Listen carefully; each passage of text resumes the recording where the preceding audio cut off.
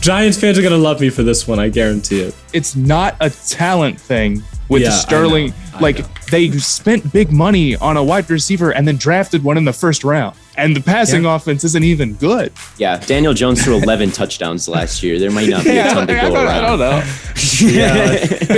and for those very reasons, my bust. And he's not being drafted that highly. But Evan Engram, dude. Well, okay, that is a talent issue, first of all. Yes. First off, if a team's fan base is calling one of their own players bad, they are right. They don't they never are lying about this. And Evan Engram can't catch. I've seen several videos on it. It's so funny because it's like for years Evan Engram was like viewed as this like good tight end, and he never was. And I tweeted one time like, I don't think I've actually ever seen Evan Engram have a good play. And he was always someone that was like a top 10, like, this guy's a good tight end. He never has been. Evan Engram was finished as tight end 16 last year, being drafted as tight end 14. For what? What is making people say he's going to do better?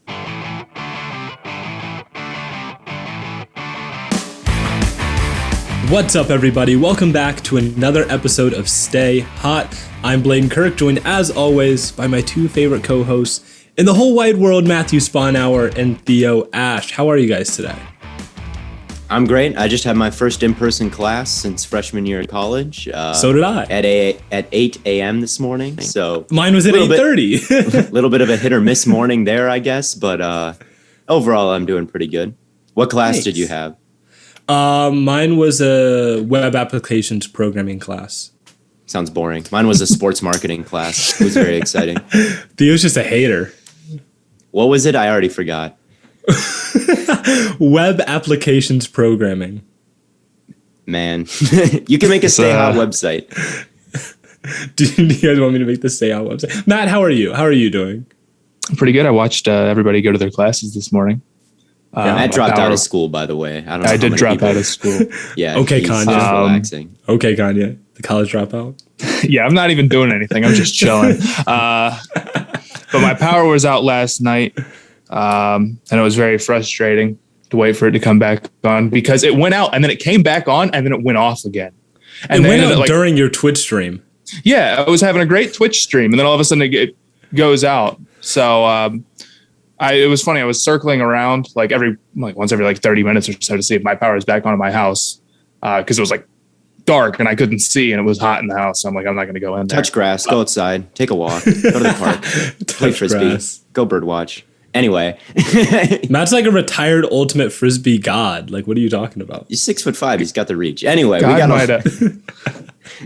lot of things to talk about today. Yeah, we got a pretty big episode. We have some NFL news and preseason updates, and then we're going to get into some fantasy stuff. It'll be a fun episode. As always, make sure you guys subscribe, leave a like, a comment, a review. We're on YouTube, Apple, and Spotify, so keep helping us grow this platform as fast as it has been. And if you haven't, make sure you follow at Stay Hot Pod on TikTok. There's some awesome content coming there as well. And I mentioned we're hopping into fantasy, but I can't skip out on the fact that yesterday was the birthday of the Theo Ash NFL. So we all wished him a happy birthday then, but for those who are listening now and didn't know, very happy belated birthday to you, Theo Ash. How was your birthday? It was cool. I had a good time. Because you're 21 now. So I played 21. I don't have a beer in my fridge. I thought I could flex on you guys and I could drink that during the podcast. Are we allowed to be sponsored by beer companies now because you're 21? I don't know, but I went to a bar called the Theodore because that's my name, and I had a oatmeal stout, a dark stout, and then I had a cider, and then I had a peanut butter and jelly flavored mead because it sounded like the most cursed item on the menu, and I was allowed to order it. It's awful. It really is. It does sound bad. It didn't taste as bad as it sounded. It tasted weird. And meads are definitely a drink that should have probably been extinct in like ye old English times, but they're not, and they're here at the Theodore. So that's what I was at the bar drinking peanut butter and jelly mead. I was with friends. We were all hanging out. It was fun. I had a good time. I played some Mario Excited for Kart you. after drinking a mead and got first every time. Matt is the only person I know who's like better than me at Mario Kart, and even then, I was about to say I could have beat you if I didn't choke on that. I choked on one of the maps. I choked on a track too. End of the day, Yeah, I'm undefeated. We Nobody's ended ever pretty beat me in a close, Grand but Prix. he did beat me by a little bit. But I'll beat you both in Scrabble. Nobody, you got me there, man. Yeah, you got me beating Scrabble. I'll take that out. I'm a Scrabble god. Anyway, hopping into some NFL news. Obviously the rookie quarterbacks are a hot talking point. Everyone wants to talk about Zach Wilson and whatnot. Theo, we've been kind of pushing the whole anti-Tua narrative. Are you starting to regret it a little bit? No, God, no. Like literally in the first game, he threw his drives ended in like a 3-and-out and a horrible pick. And people were like, "Did you change your mind on Tua?" Like, no, no, my mind was enhanced on Tua. That one pick in the end zone was really bad. And it's like, yeah, he was making some good throws to open wide receivers. He had like throws that any NFL quarterback should make. And then the one throw that like required an elite arm that a number 5 overall pick should be able to hit, he threw a pick.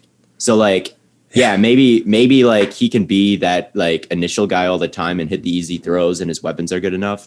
But like, it didn't change my mind on Tua. And I can't lie, I haven't watched the Dolphins-Falcons games yet. But even then, if he's playing the Falcons practice squad, I'm not taking away anything from that, because with the weapons he has, I assume if Tua was out there, the starters were out there playing the Falcons. So like, he should look good. So no, my mind has not changed on Tua. At least he's looked more confident, right? I mean, and I guess it's like he should. I guess he should, considering he has Will Fuller and Jalen Waddle to throw to now. But like, I don't know. I just feel like I thought his pocket presence was okay last year. I thought that was actually the thing I was impressed the most with, is he stayed composed. But no, I have not changed my mind on anyone. There's no preseason take where I'm like, oh, maybe I was wrong yet. None of my priors have been shifted. I still think everything. I don't know how you could like feel so strongly about a quarterback and it's like, well, he had a couple good throws in preseason. I don't know anymore. With Zach Wilson, people are like jumping me because he hit some open throws against the Packers practice squad when they were like there was a miscommunication on defense. Someone's left wide open and he hits them like 30 yards down the field. People are like, bet you really feel stupid now. Like maybe I will someday, but like, I mean, if you like him, you should be like glad he's not screwing up. But like, I'm not going to change my mind based on something like against practice squad players. Like I'm not. So, and we're seeing like every single quarterback, or not every single quarterback, but tons of quarterbacks play really, really well. Nobody's changing their mind on like Mitch Trubisky. It's funny, like since he's already designated as a bust, his performances are, well, that's just preseason. But if a quarterback who isn't proven one way or the other yet has a great performance, it's very telling about who they are as a player. Right. Like Theo, Kurt in that Jets game had more impressive throws than Zach Wilson that. did. But like no one, they shouldn't. But like no one is like, oh man, Kurt Benkert can be a guy in this league. But if you're a first round pick and you have that exact same game, people are like, wow. I really liked your tweet, Theo, about the Bills when Trubisky was going off. You're like, I should be running this team. That's my lifelong Bears fan. That's my other alter ego where I'm a lifelong Bears fan and I just talk shit about whatever. Every once in a while, Theo will switch his profile picture to like a Bears logo and he'll change his name to lifelong Bears fan. And I have his notifications on. So I get a notification and I'll see the Bears. I'm like, who is this? Every single time it gets me. And it'll just be me giving the Bears like bad advice. Like, I really think they need to draft Kyle Trask. He's the future, is like, because it's just, I don't like the Bears as a Packers fan, but it's just funny. It's I would steal your flow with like and do that with the Steelers, but I won't. Yeah, you can. And then it was funny because Trubisky lit up the Bears in preseason, so I had to bring it. And of course, the lifelong Bears fan persona never thought Trubisky should have been let go.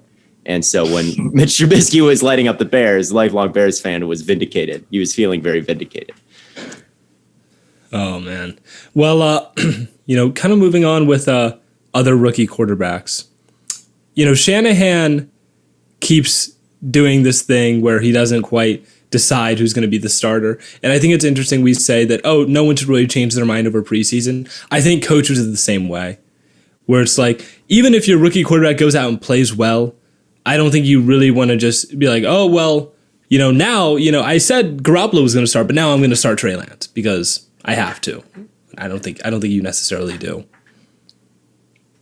I do think everybody's a little bit caught up on what they would do versus what the 49ers are actually going to do when it comes to their quarterback situation. Like, I would start Trey Lance, but I mean, if the 49ers are bad this year, Shanahan is definitely on the hot seat. And Lance has had some nice throws in preseason, but there's a big difference between being ready to go week one and having nice throws in preseason. So he also had some bad throws in preseason. It's not that I'm against Lance starting week one. If that's what they choose to do, I'd be like, all right, cool. I can respect that. But I do feel like I don't want to say anyone's assuming it, but I think people are thinking Lance starting week one is a little bit more likely than it might actually be. Yeah, I mean, we talked about this a good amount last episode. My take hasn't changed. I do think it's interesting because Kyle Shanahan's career results don't quite line up with his reputation.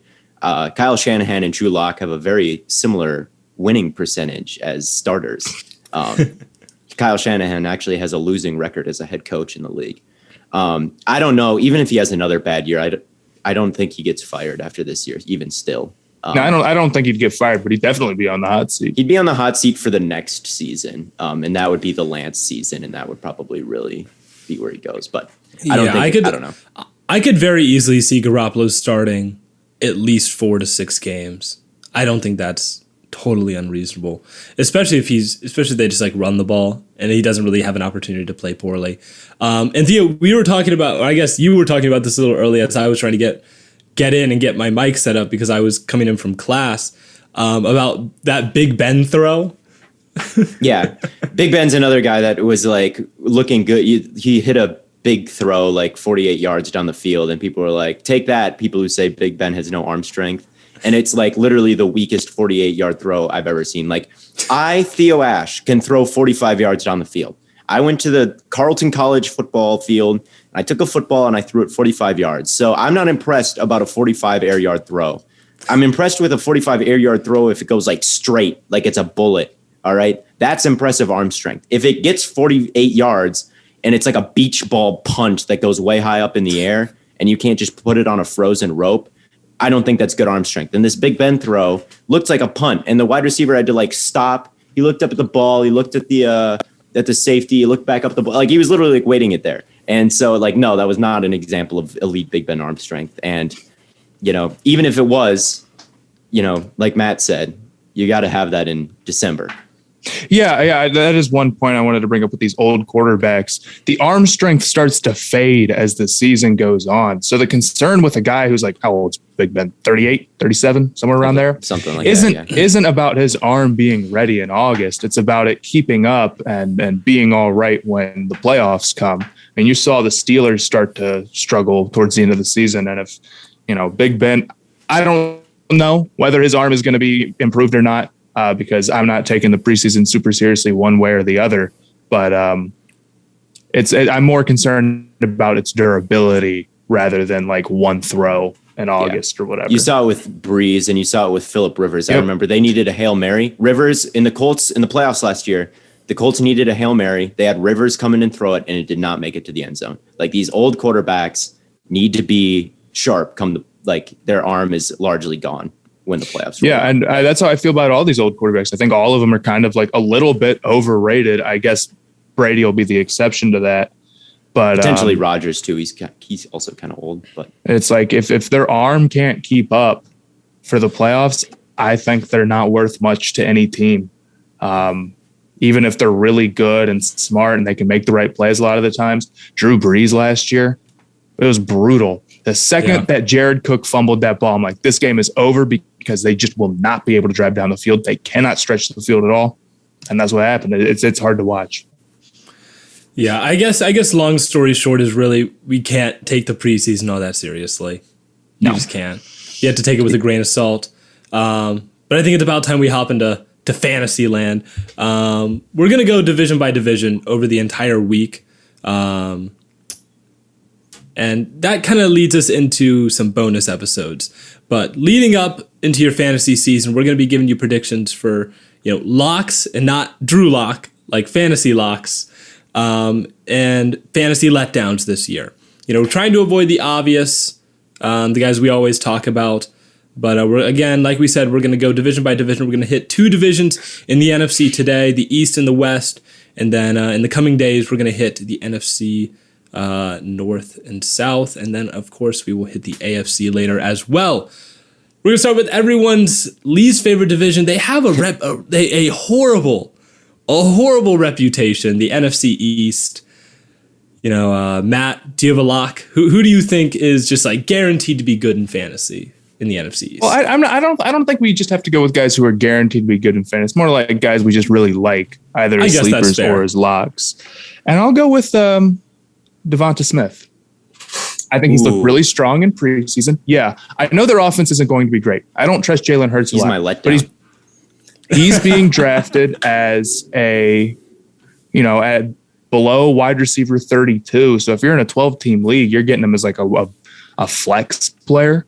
And he's going to be a wide receiver 1 on his team. And he's looked really sharp in preseason. I don't think the upside there is terrible. I don't. I'm going to disagree with you right here because he was on my list as a fantasy letdown for the NFC East. And my concern with him is, he's already dealt with nagging injuries in the preseason. He weighs, which was a concern of him, weighing what he does. Getting through a full 17-game season right now, I don't know if I would bet on it.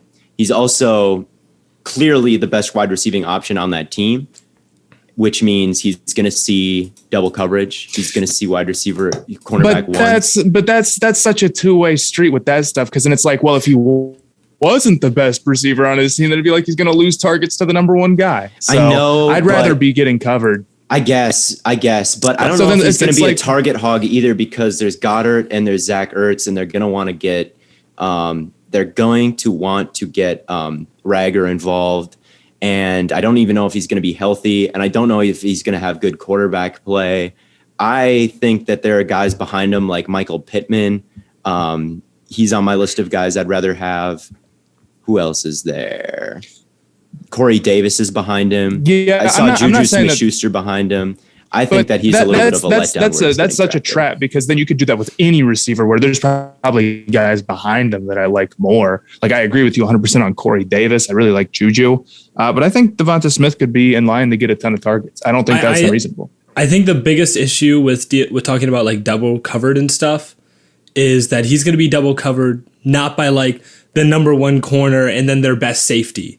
A lot of times when teams want to double someone, they move their number 1 corner over to the number 2 receiver, and then they double him with their kind of lesser guys. This guy is a rookie. He's going to get double covered game 1. I don't buy this. And even if he does get double, even if he's getting double. No, wait, hold on. So when we're talking about him losing targets, he's got good people behind him. But when we're talking about him getting double covered, then who the hell else is on that team? It can't be both ways. I don't know, but I think that he's going to get doubled and not get that many targets, or not as many targets as you think he's going to get, just because he's a rookie and he's injury prone, so he might miss some games. I'll give you the injury prone. I'll give you that. I do think that's where the weight problem comes into effect. Everyone talks about him getting off the line. That's not what the weight concerns me about. He looked really good in his preseason game. I love Devante Smith as the player. That, don't get me wrong here. It's just fantasy wise, I don't know if I'd trust him as like a wide receiver 2 or 3, even maybe. He's not even. I think he's worth a flyer as a wide receiver 1.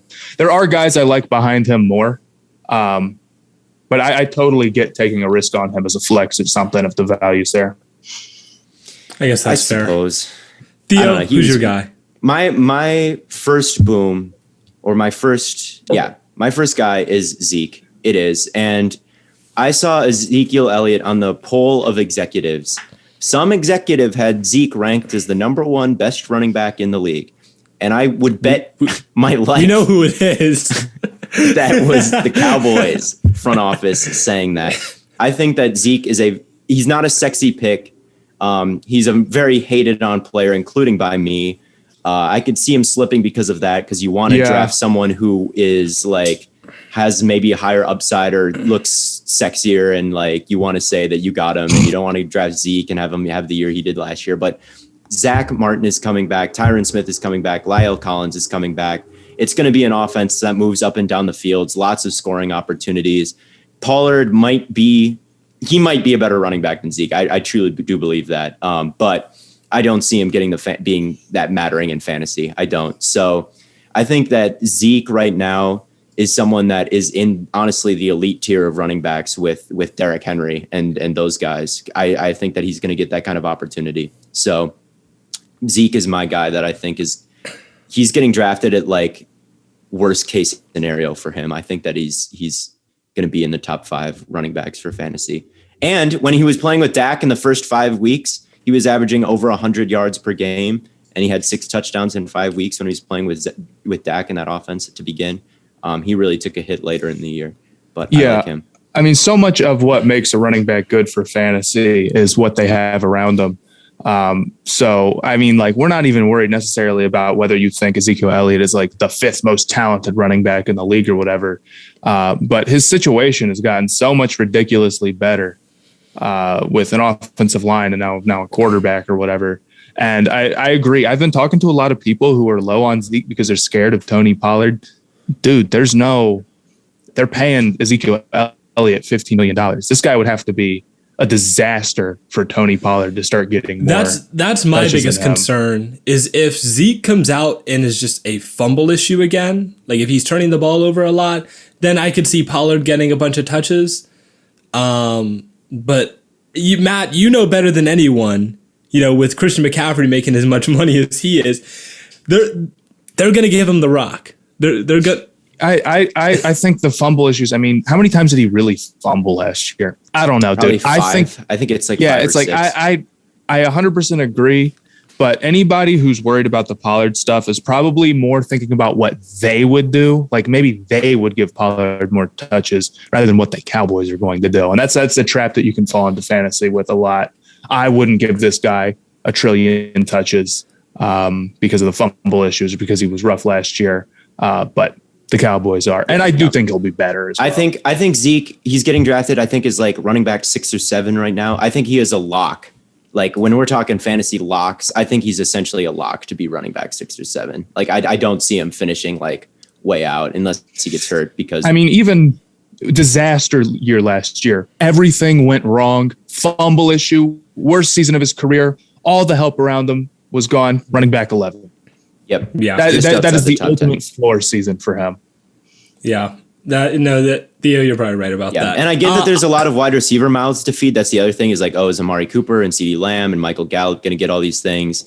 It's like, yeah, they might, but I think it's just going to be an offense with a lot of yards in general, I think that this is just an offense that's going to be flying up and down the field. And, there's unlimited yards. You can pick up as many as you want. Like if you're a good offense, like I think that Zeke will get his, I really do. And he's one of them. I've got one more, but Blaiden, who's your guy? Do you have one more on Dallas? No, I have one more in the NFC. Oh, okay. I was about to say because I'm about to hit a Dallas guy also. I'll take my guy, man. I hope your guy's not Amari. I know. I hope your guy's not Amari Cooper. It's Amari Cooper, dude. Like, okay. I mean, he's one of the best route runners in the league. He's gonna have Dak back. I think he can make a push to be, one of the top 5 receivers in yards this year. The only thing that's gonna hurt him is like CeeDee Lamb's also awesome. And there may just be too many guys on that team. Well, what I've seen is he's been getting drafted about wide receiver 18, I think is the ADP that I saw. Yeah, and last year with Andy Dalton and the offense was rough, he finished at 16. And he's a guy who's done it for a long time. I believe in him a lot. So he's my lock, but I don't know if he's maybe top 5. Top 5 might be a little bit of a stretch. You get some touchdown craziness, which every year there's a guy who does. Yeah, I don't know. I just feel like Amari Cooper has all the the assets as far as talent wise and skill set. I mean, him and Lamb both, are going to be really good. But if I had to pick anyone to really trust as a wide receiver 1 in fantasy, or even wide receiver 2, Amari Cooper's a guy. I really, I mean, you got to be careful not to underrate these guys who maybe aren't as exciting because they've just been so consistent for a while. And Amari Cooper is one of those dudes. So just put a gold star by him. If he falls to you and you get like good value on him, take him because he's going to be a solid guy. You're not going to be upset that you drafted Amari Cooper. And it's like, okay, are you legit? Are you taking Adam Thielen over Amari Cooper? No, but I haven't seen his ADP be above Amari Cooper. I think Amari Cooper is 18. Thielen is 16. I don't know if I would take. I mean, maybe you could take Evans over because of like the red zone threat. Maybe he gets a lot of touchdowns. Mike Evans. Yeah. I think Mike Evans kind of had a lot of touchdowns last year. 13. That's what is he going to repeat on that? I don't know. That's the thing is Mike Evans is kind of a touchdown monster. I know that when I've gone through mock drafts and my fantasy drafts, I'm always pleasantly surprised to see Amari Cooper there later than I thought he'd be because I always think I agree with you guys that he's kind of a lock at his ADP to not be a horrible pick. Like he's always kind of a pleasant surprise. Like, oh, Amari Cooper is still there. He's a solid wide receiver in a great offense. He's going to put up numbers at where he's getting drafted. Yeah, no, I love Amari Cooper. All right, let's hop into letdowns real quick. Matt, who's your first letdown for the NFC East? All right. Don't draft Miles Sanders. He's not a bad player. He's very talented. But you're going to hate yourself because this guy, if Miles Sanders was on a team that would run him consistently, we wouldn't be talking about this, but he is not. The Eagles refuse to do that. They are one of the most committed to running back by committee teams in the league. And I know you look at that backfield and you're like, there's nobody who I'm really scared of. Doesn't matter. Kenneth Gainwell is probably going to get touches. Boston Scott gets touches. That offense, I don't trust him to score a ton. And it's not any fun. He's a little injury prone. So you're worried about injuries. You're worried about him actually getting the ball enough. He had some drop problems. There's too many things that make him frustrating to get for me to want to draft him. I will say that he's getting drafted around where he finished last year in fantasy. I don't think he's horrible value or anything. But if you're drafting him and expecting huge things out of him because of his talent, I can't blame you. I just think that it gets I have Sanders in a league, in my dynasty league. Kills me. It just kills me. He never gets the touches. And it's like, I'll be watching an Eagles game. I'm like, who's out there? And it's Boston Scott. So, yeah, no, I understand it. I have a letdown on here, kind of the same reason. Mostly more the injury side, but we'll get to that in a little bit. I like Miles Sanders. Screw you. I like him. I think that he has more receiving upside than people think. I think last year was kind of a weird year for him. He's getting drafted where he finished last year, right? And I can't imagine he has a worse year this year than he did last year. I mean, he was a mess in the receiving game. His yards per target went from 8.1 to 3.8. He added 500 yards in the passing game, and it was under 200 last year. I think that he is going to exceed pretty easily the running back 20 spot that he's at right now. As someone, and yes, Kenneth Gainwell is there. Yes, Boston Scott is there. But I still think that he is going to get enough carries. Who's directly below him? It's like Myles Gaskin and Kareem Hunt, who are in the biggest backfield splits of all time. He's at least clearly the best running back on his team. And he is someone with receiving upside. And he's someone with, rushing upside too. He's not bad at it. So I think that where he's getting drafted, I think expecting him to repeat that 8.1 number is pretty. It is, but it's going to be somewhere between. It's going to be somewhere in between where he's probably in 2019 and 2020. But I don't think that he's going to let down with where he is.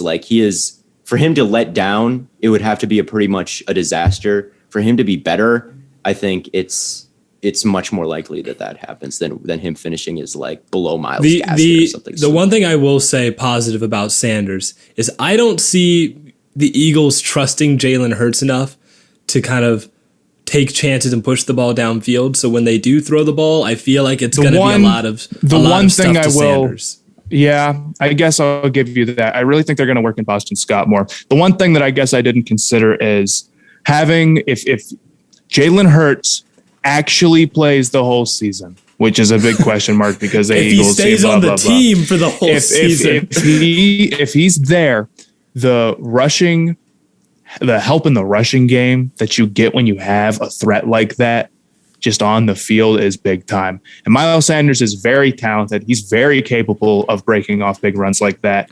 But I don't trust him to stay healthy. And the Eagles are so weird about giving him the ball and the drop issues. I can see, I guess I can see where you're coming from, but there's a lot of things that make me nervous about him, even though I believe in the talent.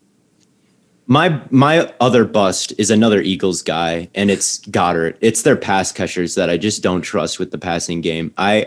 Goedert has Ertz. Ertz is still there. Everyone thought he'd get traded. People are acting like he retired or something. He's still there, and he's still going to get a decent amount of targets, I feel. They did add Devante Smith, who will get a decent amount of targets. Goedert is getting drafted above Irv Smith of the Vikings. He's getting drafted above Jonnu Smith of the Patriots, Noah Fant, Mike Gesicki, Robert Tonyan. Like, I just don't know if Goedert is going to put up the numbers needed to be better than where he's getting drafted, or better than those guys. I think with Ertz there, and they probably will be near the bottom of the league in passing yards and touchdowns. I just don't know. I don't know. There's a lot of tight ends. Was really awful last year. Yeah, he was catching probably under 5 yards a target. Like running back numbers at that point.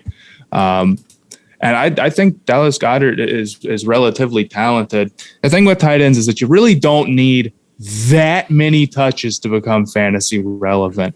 And the way I see it, like, the offense is probably going to be bad. So the touchdown upside is probably what I'm worried about with him, more than him getting enough targets, because last year Zach Ertz had more targets than him.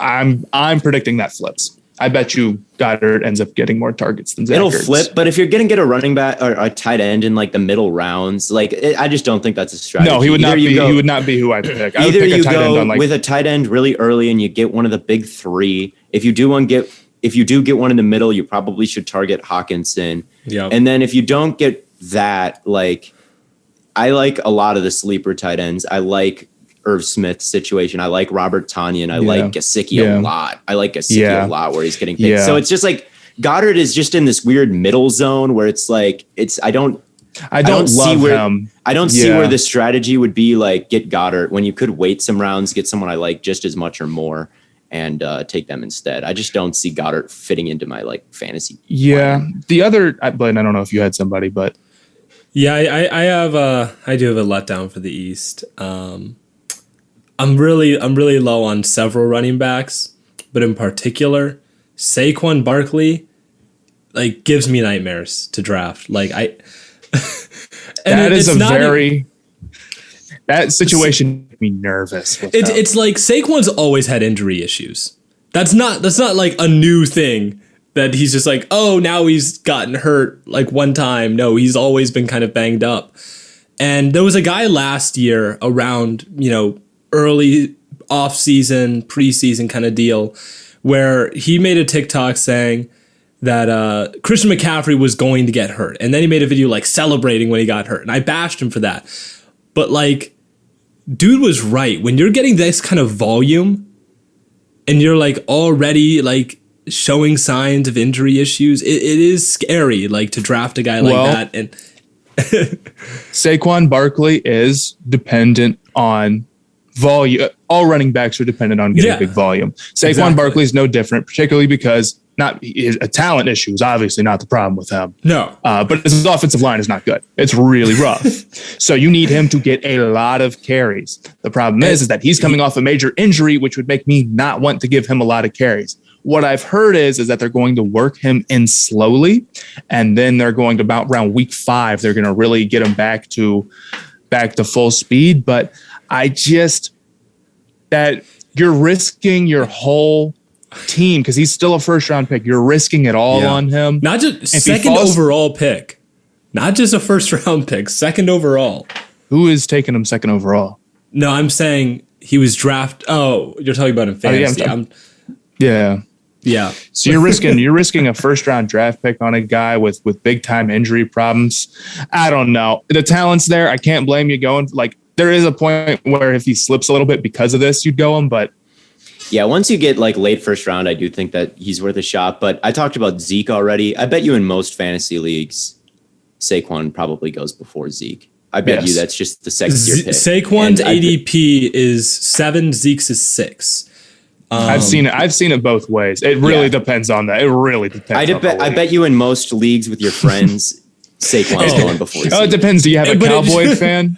Yeah, or a Giants picking 5 or a Giants fan? Yeah. Anyway, but I do agree with you slightly. I do think that, he is just the engine of that offense. And if he can stay healthy, like, I know Adrian Peterson came back from an ACL injury but Adrian Peterson's also like once in a generation. It's not even him coming back from the injury that scares me, which maybe that's even another reason why you should stay away.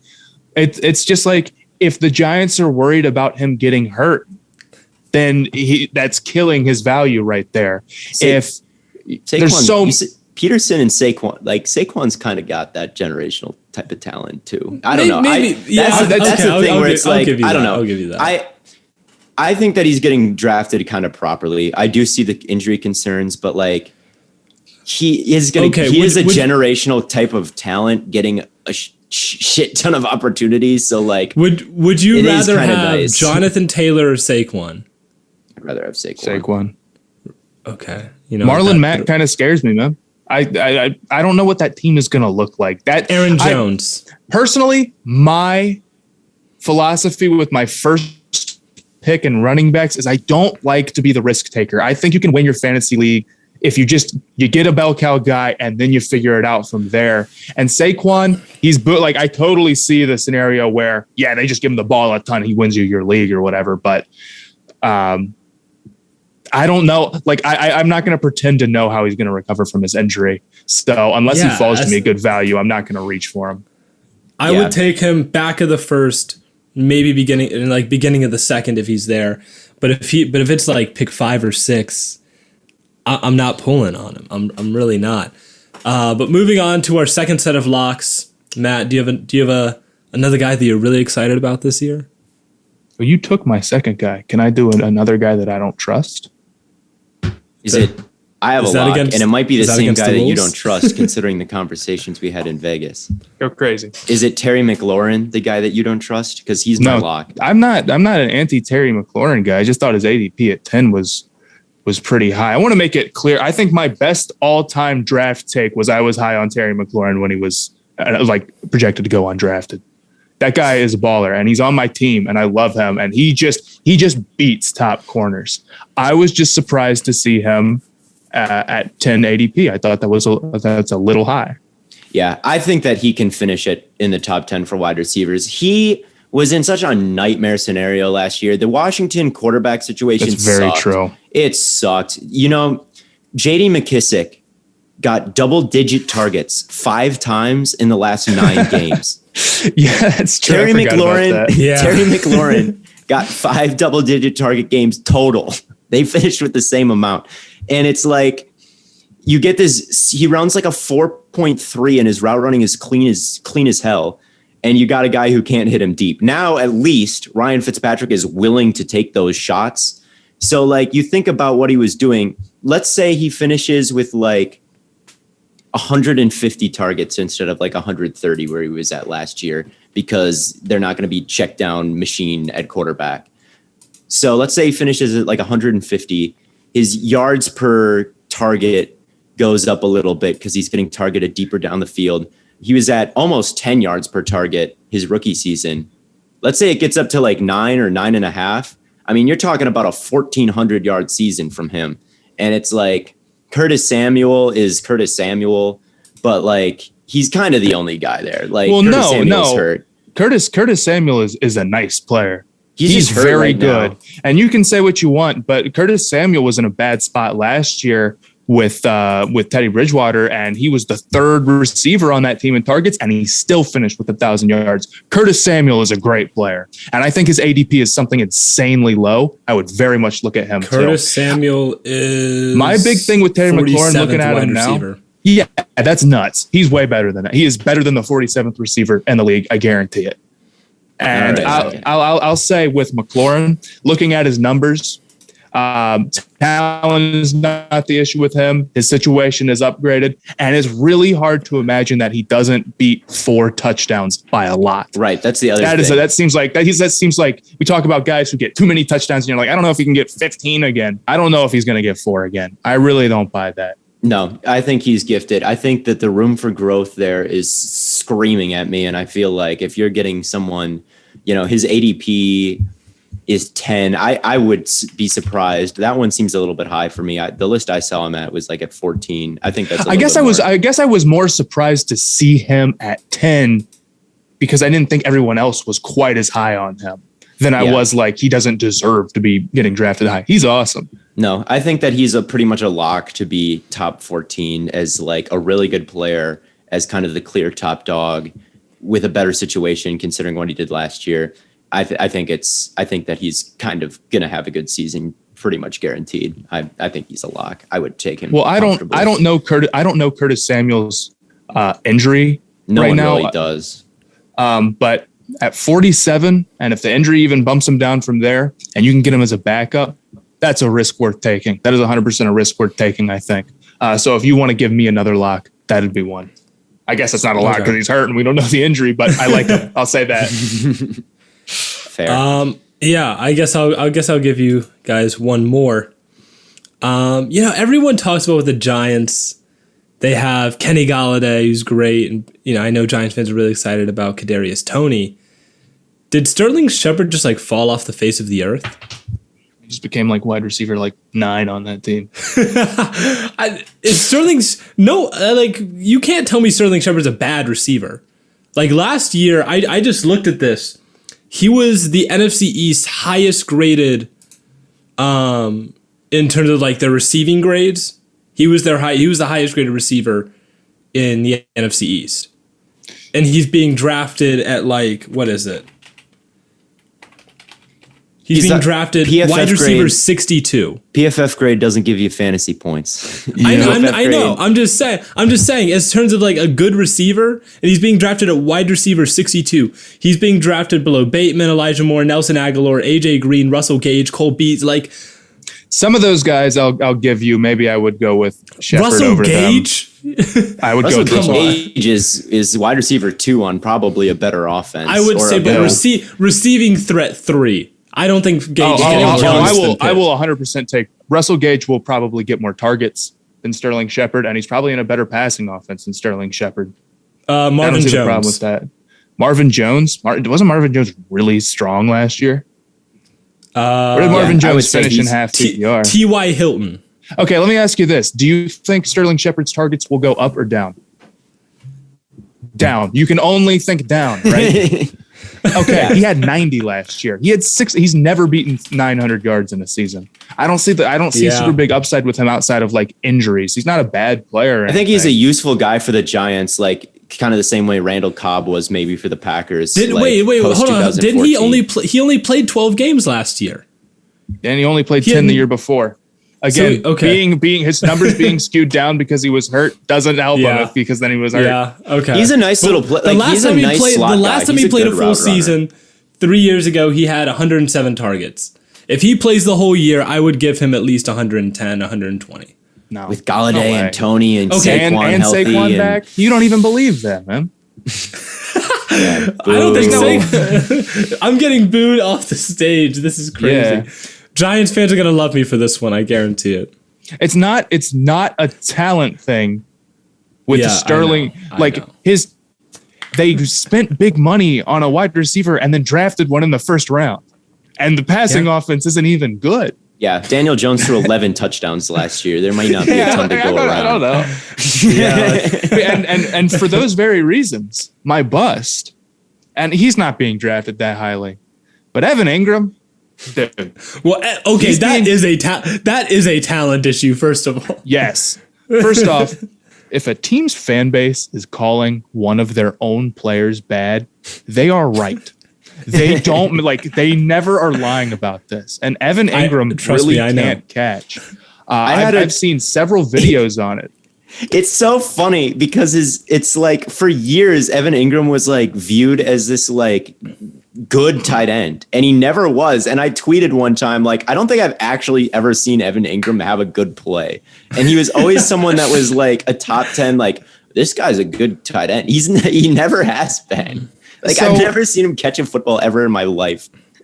Evan Engram was finished as tight end 16 last year, being drafted as tight end 14. For what? What is making people say he's going to do better? Maybe he's going to get traded. Yeah, if maybe he gets traded and goes to another team. I mean, outside of like maybe some like touchdown craziness, I don't see it with him. I think they added guys who they're going to want to give targets to. He is going to be on the field, but I don't think the Giants are better with him on the field. I think they have a lot of receivers that they're going to like. I think they're. I agree. Sterling Shepard might be their fourth guy, or maybe it's Tony, but I'd want to see them on the field a lot. They got Barkley back. It just seems like he's in line to get less work, if anything. And I don't trust the talent to keep him getting targets on a passing offense that I don't trust with a ton of targets. It just seems all downside. At 14, I think he's getting drafted off being in the Pro Bowl.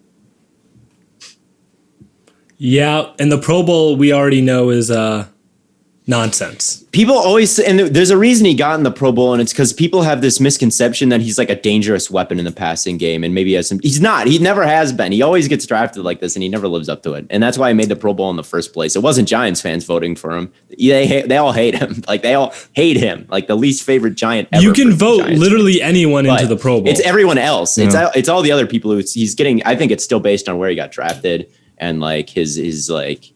Oh, he's going to be drafted really high. He was supposed to be Darren Waller, but he's not Darren Waller. But that's why it's still that hope that is getting him drafted, and it's not happening. Anyway, we got to move on to the next division. Oh, Theo, did you not have another letdown you wanted to give, or no? Do you want to just move on? Who is it, real quick? Well, no, I was saying if you had one. Oh, no, it was just Goedert and Devante Smith were my two letdowns. Let's do it. Let's go. All right, we can move on. NFC West. We went from widely considered the worst division to now widely considered the best division in the NFL with the Cardinals, Rams, 49ers, and Seahawks. Matt, who do you really love in this division? I think there's some really strong quarterback options, and I'm going to make both of you mad because I know both of you guys probably have one of these quarterbacks on your list. But I'm going to go with Russell Wilson. Screw you. All right. Okay. Hey, well, we can agree. We can gush. We can agree. Look, Russell Wilson's being drafted as quarterback 6. He's got the solid rushing upside. He's got great weapons, and I don't know. I don't know what to tell you other than that. Russell Wilson has done it for so long, so consistently. Every time I've had him on a fantasy team, I've been happy about it. I mean, I think, and I do think the Seahawks offense looks pretty great on paper right now. I think that they're going to have one of the best offenses in the league. I really do. I think that I know Shoddy was probably, I don't know if their offensive coordinator, Brian Schottenheimer, really deserved to be fired like he was.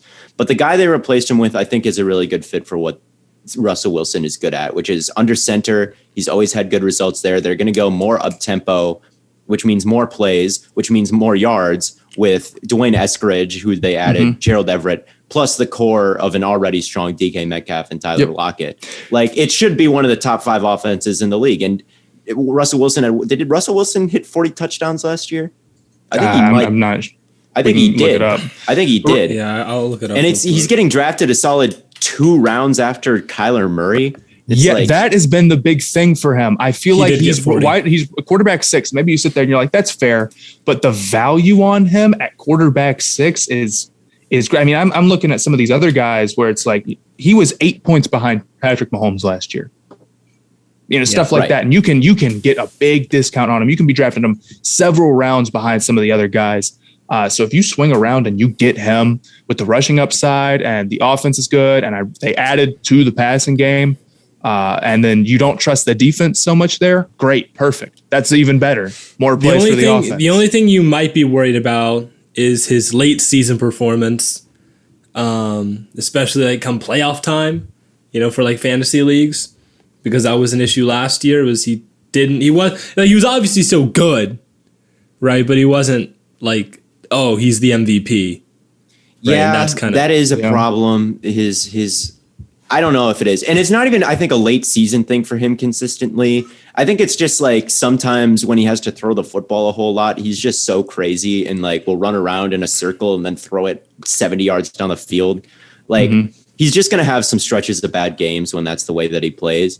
But I think he's going to be doing that less this year because of the more structured offense that he's in. And I think he still is. I think that if Russell Wilson is going to win MVP, it's going to happen this year. I think that he's kind of a sneaky bet to win MVP because he's never gotten a vote. I think he's going to put up that kind of season again this year. Because, I mean, he wasn't that far off from winning MVP last year. Like, even though he was like kind of added some bad games at the end, like he was the front runner to like until a decent way through the season. He was a front runner for a while. There just aren't a lot of guys who are going to pass for 4K, throw 40 touchdowns, and then run for 500 as well on top of that. No. Yeah. He's wonderful. And my other lock is I'm staying high on the Seahawks offense, kind of similar to Zeke.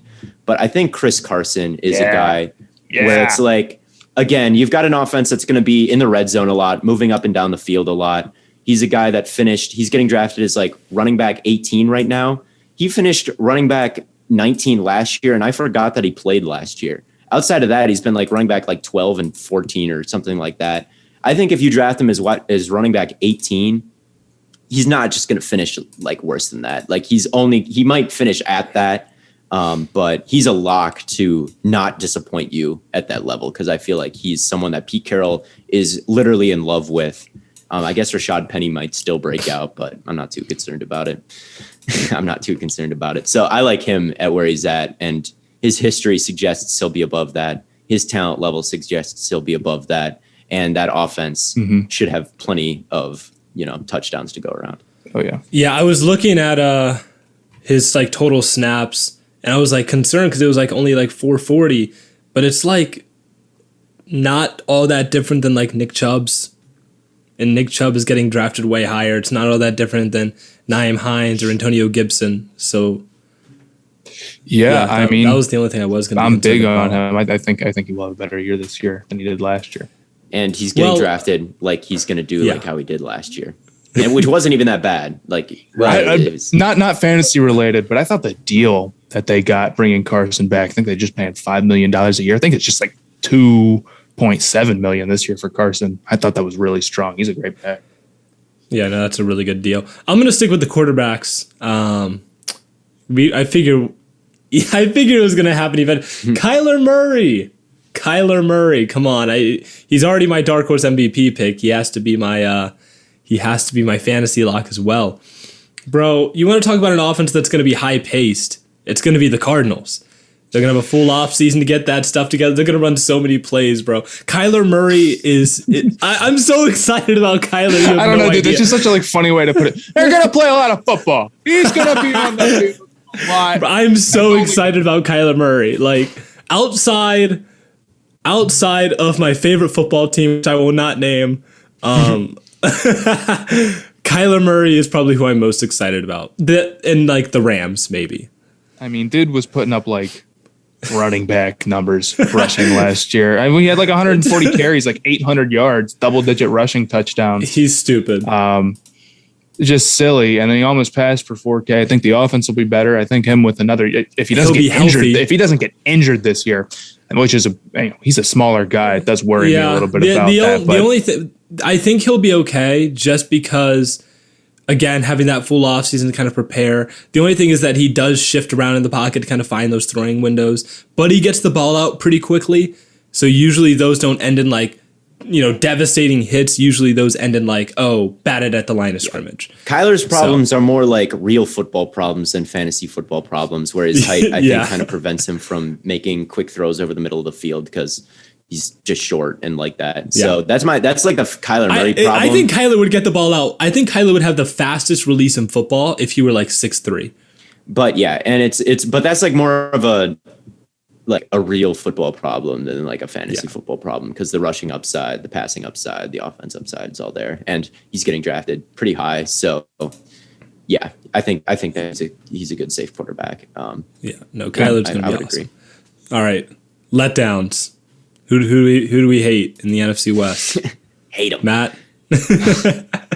Darrell Henderson is somebody who I do not trust. He is being drafted right now because there's the upside of like, well, Cam Akers gets hurt. He's the guy. That team's going to run the ball. Maybe he'll get a ton of touches. But I don't really think the Rams want to do that. They drafted Henderson, and then the next year they go out and get another running back, and he wasn't going to get touches until Cam Akers got hurt, and it's like now all of a sudden this situation has unfolded. But I can totally see a scenario where Xavier Jones or Jake Funk get more carries than people are expecting, or like they make a trade because they're a competitive team that's trying to win now, and if they feel like Darrell Henderson's holding them back at all, I'm confident they will make a move to try to go get somebody else to bring in. And he's a guy where you very much only like him because of the situation. And I'm not against situation guys, because I say how important getting carries is. And like maybe it just works out that way. But I don't think the Rams really believe him. And in the same way, it's like, I think the same logic applies to Mike Davis, right? He's in line to get a bunch of carries. But the difference there is that the Falcons chose this offseason to go and get Mike Davis because that's showing that they believe in him, and there isn't much behind them. With Darrell Henderson, the Rams' plan was not to have him be the guy and go out there and get a bunch of touches until a big injury happened. And I just feel like you're one move away from a guy who you'd be drafting to be your running back to be somebody who you really don't like. And I just don't trust that, even if the upside of him being the guy is there. Yeah, Matt, I don't even think you had to go into all of that. They went out and gave it all. They went all in on Stafford. They're not going to be a run first team. It doesn't matter about them being a run first team. Like, you don't need to be a run first team if you give all the touches to somebody. Yeah, I guess that's fair. But I just don't think that if it was them committed to Henderson since the start of the offseason, we'd be talking about something different. But if I'm the Rams, I'm sitting there and we look really good, but the run game isn't quite how I want it because I don't like Henderson, I would go make a big move for some other running back, James Robinson, whoever it had to be. Running back is the easiest position to trade for because it has the least value, and the Rams would be very. James Robinson to the Rams. I kind of like that. I would do, that's the move that I want to happen the most right now. I think so. Running backs are easy to trade for. Rams are in super, super, super win now mode, and a lot of the backups have looked really good in camp and preseason so far. So I'm just not touching that, even with the upside. Yeah, he has bad vibes, and he's someone I traded for last year because he got off to a good start, and then they replaced him with Cam Akers, and it was a bad trade by me. But, I did the same thing. Yeah, but I'm going to stick with the running back theme. I'm going to try to give a 2-for-1 deal. There are two running backs in the NFC West that are running backs by committee, getting drafted before their counterpart that I don't think is as good as their counterpart, and those two are Trey Sermon and Chase Edmonds. I think that Raheem Mostert, my guy. I think Trey Sermon and Raheem Mostert is a better running back than Trey Sermon. He's the fastest running back in the league, maybe Raheem Mostert, if you trust Next Gen's speed charting, where Raheem Mostert is always at the top of it. I saw him single-handedly, or I guess with the help of his offensive line, beat the Packers, carrying the 49ers to a Super Bowl. I think a healthy Raheem Mostert is a good fantasy option. I think that Trey Sermon is going to, at the very least, even if Trey Sermon is getting more carries than Raheem Mostert, that's like a 50-50 split. And I don't even think he will get more carries than Raheem Mostert. So the fact that I see Sermon going, and I really don't know if Sermon is as talented as Mostert, just because Mostert has that great game-breaking speed. And, Sermon ran like a 4.7, and he's got good vision and agility and everything. But Mostert really is a very good running back, and he's got the receiving upside. I don't know. I like Mostert a little bit more than I like Sermon, but Sermon's the one getting drafted higher. And then in Arizona, I just don't see Edmonds there's Connor and Edmonds, and Connor is a lead back more than Edmonds is, in my opinion. Like, James Conner, is slandered as he gets for being, what he was in Pittsburgh. I think a lot of that is the fault of the offensive line.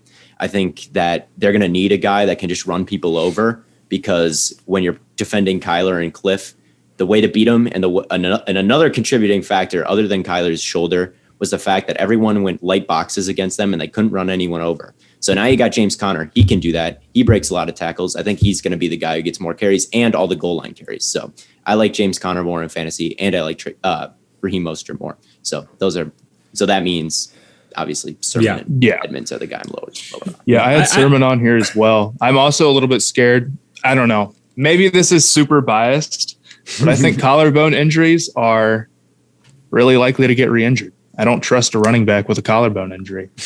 Matt, why do you say that? Because it happened to you, man. and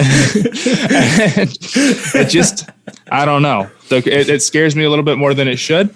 And I think that it's a running back by committee. And I think that even like 50-50 split, I think the 49ers are probably going to use more than 2 running backs. Right. So there's just a lot. Didn't Aaron Rodgers break his collarbone? Didn't Aaron Rodgers break his? Yeah. Yep. It's just something. I don't know. I think my mom also broke her collarbone multiple times. I think she broke it 3 times. So it just seems like a type of injury that might get re-injured. He never, and this is a guy who has never had a big workload. Not in college, he didn't. And he transferred, and then he didn't. I think his draft capital was like all based on those last 2 or 3 games that he had for Ohio State, and he was really good. I don't want to make it out like he wasn't, but I don't know. There's a lot of questions. There's a lot of ways that could go bad. I guess he's being drafted as running back 30, so like that's how it is. But I'd rather have Mostert than him and Mostert's. My letdowns. I'm gonna Theo. You kind of did a 2 for 1. I'm gonna do. Maybe this is like a 4 or like a 5 for 1. basically all rookie quarterbacks except for maybe Trevor Lawrence. If you take Trey Lance, Justin Fields, Mac Jones, or Zach Wilson above like Matt Ryan, who I think is going to throw a lot this year, above I think even Derek Carr or Cam Newton. Cam Newton's the only one I would consider not taking just because he could at some point get benched this year. If you take any of those guys, I wouldn't even take him over like Baker. This guy just makes stuff up. He drafted Trey Lance yesterday in a league I was in. I drafted Trey Lance in a 32-man league with like the 300th pick. Like, what are you talking about? It's not pick 300. It was not pick 300. It was a late pick. I just drafted Trey Lance. So it was like 7th. I get taking Lance, but I don't think he starts and super early. And then even if he does, there's no guarantee he starts off super hot. It's a little weird. The rushing upside like it's all just like preseason hype, and I love Lance, right? But I'm not gonna bank on him to go out and throw like 30 touchdowns as a rookie. You're not about it. I'm about it. Trey Lance is going to throw 30 touchdowns as a rookie and rush for 10 more. It's going to be awesome. I'm like, he's going to set the record for touchdowns by a rookie quarterback. That's fairly bold, I guess. I don't know, dude. I believe in the talent of Trey Lance, but like Garoppolo could just start there, and he's being drafted as like a mid-level backup. It is a little high. It's like, I don't know. He is getting drafted a little bit high. I checked the ADP this morning and I was like, yeah, Trey Lance is probably getting drafted a little bit too high for someone who might sit on the bench the entire year. But I really don't think he's going to. I really think that he gives the 49ers a better chance to win than Garoppolo. And I feel like in this division, you've got to go with your better guy right away. So I do think Lance is... I think that it's going to happen with Lance. Theo's like slamming on his desk. I do think it's going to happen with Lance, but the risk that I am wrong is... also quite high. Like he's you know what? Go Trey Lance. He's got the rushing upside. If you're wrong as your backup quarterback, go pick somebody up. Who cares? Andy Dalton is my starter in this league that I drafted it in until further notice. That's not a strategy, man. It's a deep league. So he better start. Theo's like, please God. All right. Well, we got to hurry up. Do you guys let's do some locks real quick. If you guys have them, mine was Russ and Carson.